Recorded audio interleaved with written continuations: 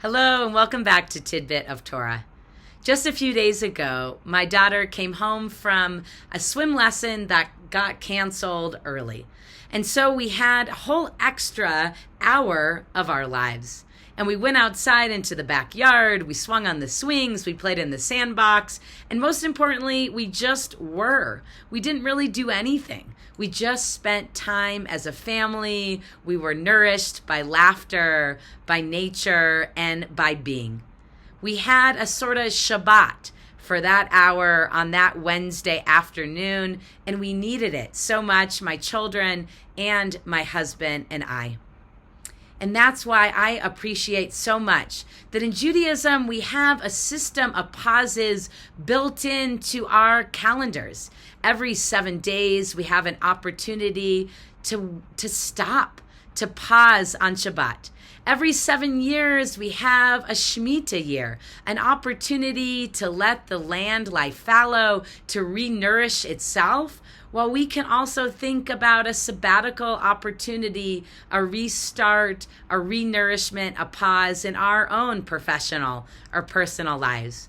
And every 7 cycles of 7 years, we have a Yovel or Jubilee year in which we have an opportunity to pause a number of things, including canceling debts, in order to make sure that we can give economic freedom and a pause to those who we might be in a relationship that could border into slavery into, to be able to have a sense of justice and freedom by breaking those kind of relationships that need a pause, that need a stop themselves.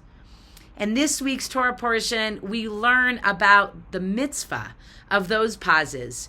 And we read that one of 26 mitzvot that we get that is specifically related to the land of Israel is that of Shemitah. And I appreciate that because that tethers us to the Jewish homeland. The fact that Shemitah is specifically about the land of Israel helps us feel connected to Israel in land-based, deep and meaningful ways. And I also appreciate that it inspires us to bring a sense of Shemitah into our lives, whether we live here in the United States or elsewhere outside of Israel. What can Shemitah look like for us? The last Shemitah was in the year 5782 or 2021 to 2022.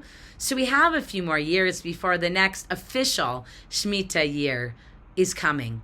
So I wonder, what is it that if we looked a few years ahead? What is it that you want that Shemitah year to be for you or your family? What is the pause, the rest, the rejuvenation that you need for that Shemitah year?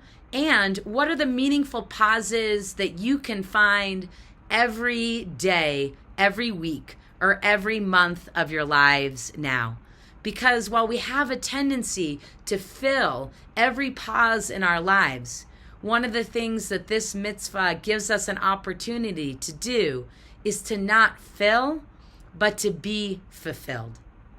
And that is my blessing as we head into this Shabbat, as we read this Torah portion of Bahar, Bechukotai this week. My blessing is that we can find meaningful pauses that help our bodies, our relationships, our families, our professional lives be nourished by a pause that is about being and not about doing, that is a gift in our relationship with God and in our relationship with all around us.